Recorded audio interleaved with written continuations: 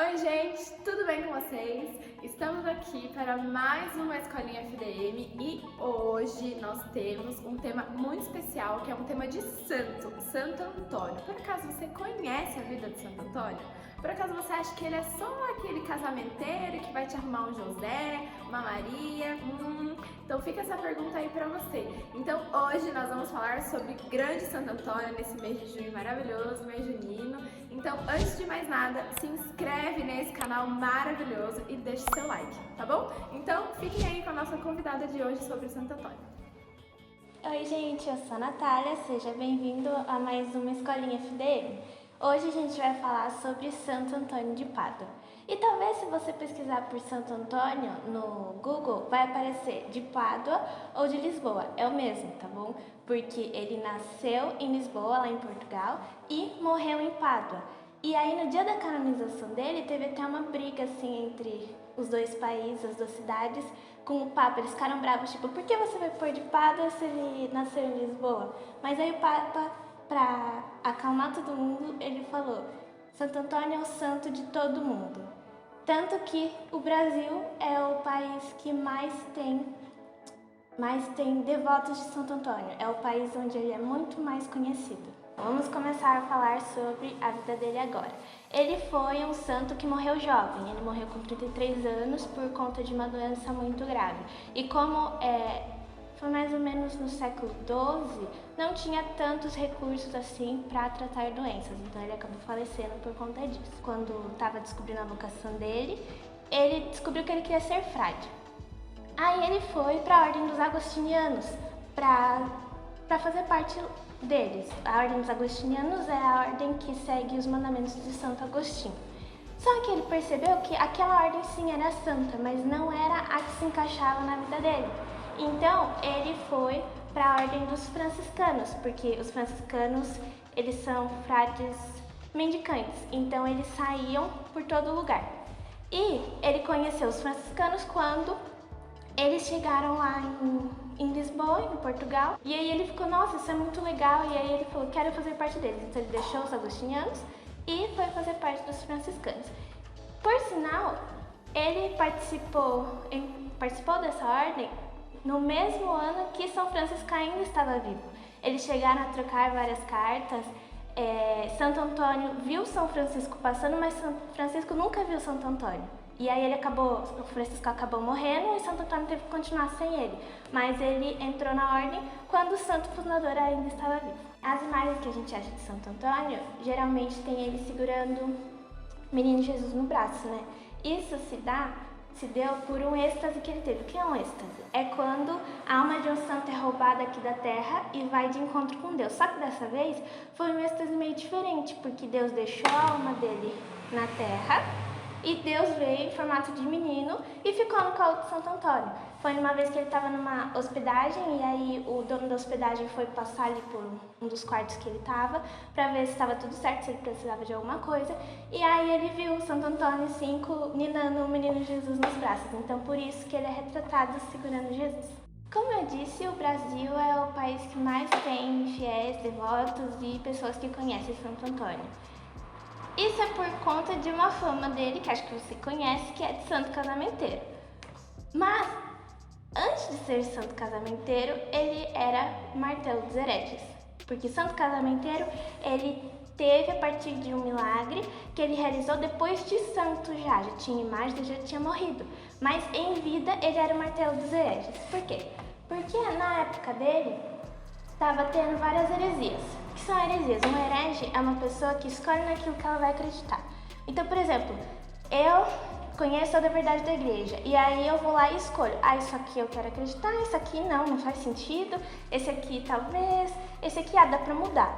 Isso é um herege. Ele escolhe naquilo que ele vai acreditar. Ele não acredita na verdade integral da igreja.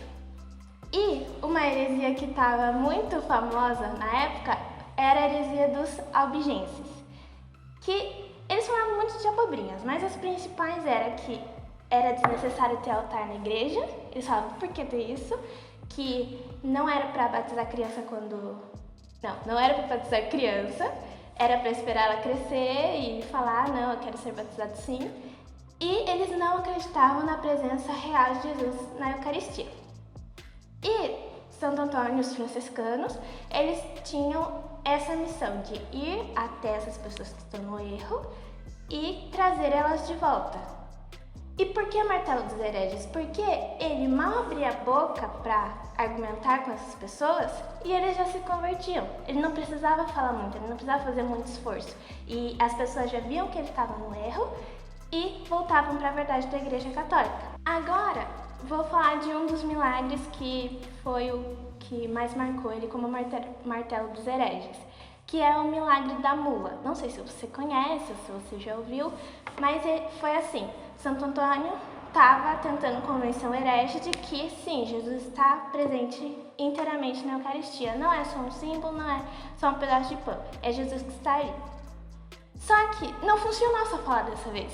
O herege não estava acreditando, ele falou, não acredito nisso, isso é um absurdo. E aí o herege falou para Santo Antônio, então me prova, se Jesus está presente na Eucaristia, me prova. Aí Santo Antônio falou, tá bom. E aí ele foi, ele tinha os afazeres dele, né, na ordem, e ele era padre, além de ser frade, então ele teve que celebrar a missa lá que ele tinha combinado. E aí dizem que foi a missa que ele celebrou com mais fervor, porque ele colocou como intenção da missa inteira a alma desse herege, para que ele pudesse se converter e realmente acreditar que era Jesus na Eucaristia. E aí, terminando a missa, Santo Antônio falou, não vou fazer uma procissão porque ele não tinha combinado com ninguém, mas ele saiu com o ostensório na rua, ali na vila. E aí ele saiu com Jesus exposto, segurando o ostensório, e a hora que ele chegou perto de onde o incrédulo estava, tinha uma mula ali perto. E mula, qualquer animal na verdade, são irracionais. A gente é racional, então a gente sabe que perto da Eucaristia e qualquer lugar na verdade, a gente sabe que tem coisas que a gente pode fazer, tem coisas que não, coisas que a gente sabe como se portar, porque a gente é racional.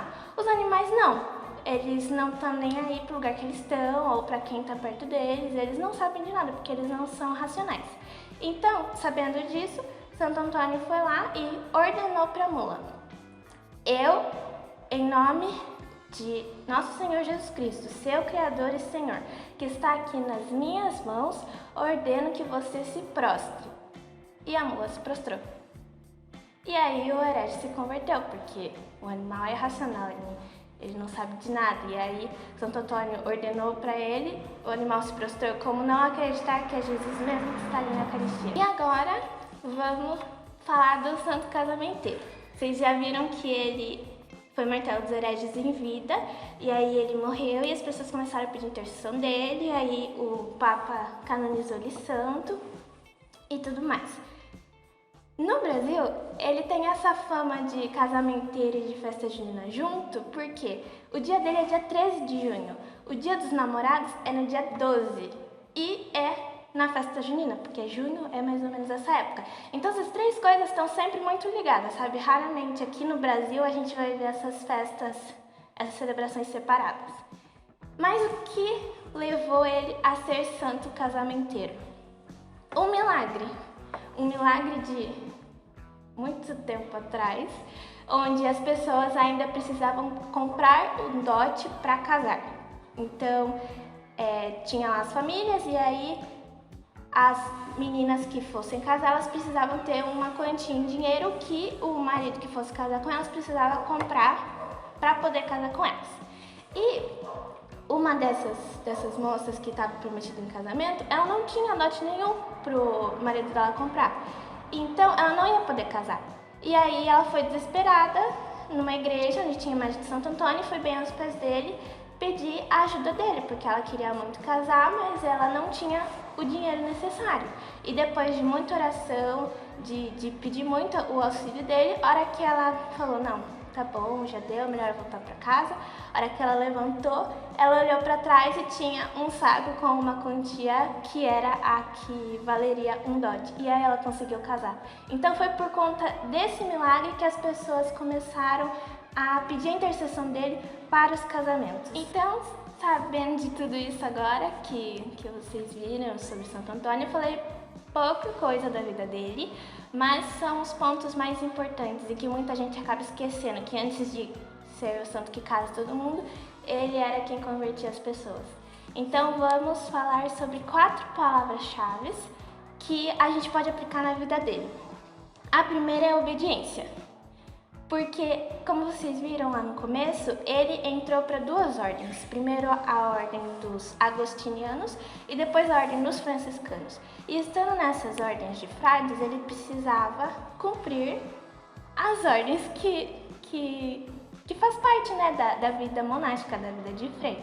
Então ele precisava obedecer aos superiores dele, obedecer às ordens que lhes eram dadas. Por exemplo, ele queria ir lá converter um pessoal de lá, mas o superior dele falou: não, eu quero que você vá pra lá. Ele tinha que ir pra lá e obedecer, e ele fazia isso com muita alegria. A segunda palavra é a oração, porque o tempo todo ele estava em oração, e daí que ele estava andando e pedindo, sei lá, alimentos, porque os franciscanos eram mendicantes, então eles batiam de porta em porta pedindo ajuda para as pessoas, pedindo alimentos, roupa, uma habitação, quem sabe, ou então se ele estava convertendo as pessoas, rezando a missa, o tempo todo ele estava em oração. A terceira palavra é confiança.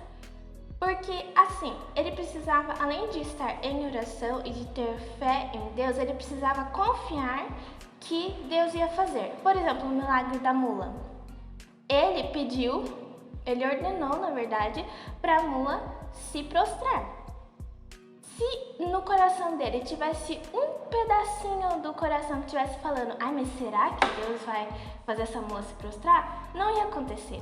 Então, ele tinha certeza absoluta que Deus ia fazer, para provar a maior glória dele de que ele realmente está presente na Eucaristia. E a última palavra é a humildade, porque você viu tanto de coisa, né, que ele fez. Só que o tempo todo, se alguma coisa acontecia porque ele encostou, porque ele pôs a mão, ou porque ele estava ali perto, ele sabia que ele era só um instrumento de Deus, era Deus que estava fazendo, e que ele não tinha mérito nenhum com aquilo. Essas foram as palavras que a gente pode encaixar na vida dele, mas como aplicá-las na nossa vida? A obediência. O tempo todo nós temos a quem obedecer, sei lá, nosso chefe, ou na escola os professores, os diretores, os nossos pais, os avós, sempre vamos ter alguém acima de nós. E nós temos que obedecê-los, mas não de mau gosto, sempre com alegria, porque se eles estão nos pedindo, é porque é preciso que aquilo seja feito. A oração. Nós temos que estar sempre em oração. Tudo bem que os nossos dias são corridos e tudo mais, mas Deus está dentro de nós. Se a gente silenciar o nosso interior, por mais que esteja uma muvuca do lado de fora, a gente consegue rezar, a gente consegue conversar com Ele. E nós precisamos fazer isso. A confiança. Nós precisamos confiar. Como eu falei, ele tinha certeza absoluta de que a mula ia se prostrar quando ele ordenou para ela. Mas e se fosse a gente ia ter certeza absoluta ou ia ter uma partezinha nossa que ia estar pensando: ai, mas será que ela vai se prostrar? É como fala um trecho da Bíblia: se tiveres a fé de um grão de mostarda, você vai pedir para aquela montanha mudar de lugar e ela vai mudar. Será que se a gente pedir para uma montanha mudar de lugar, a gente vai estar realmente confiando que a montanha vai mudar de lugar? Ou vai ter uma parte nossa que vai ficar: nossa, mas uma montanha mudar de lugar, será que vai dar certo? E a humildade. A gente tem que entender que todos os dons que a gente recebe, tudo aquilo que a gente consegue fazer de bom, não é nada nosso. É Deus que está permitindo que nós tenhamos essa graça.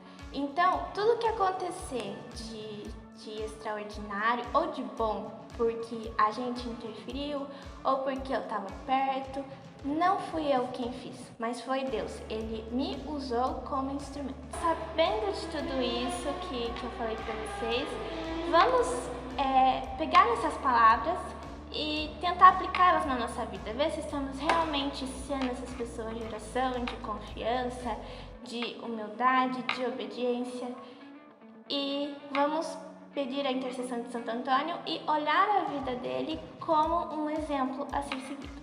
E aí galera, gostaram desse vídeo? Então não se esquece de deixar o like aqui embaixo se você ainda não deixou no começo, se inscrever no nosso canal e nos seguir nas nossas redes sociais.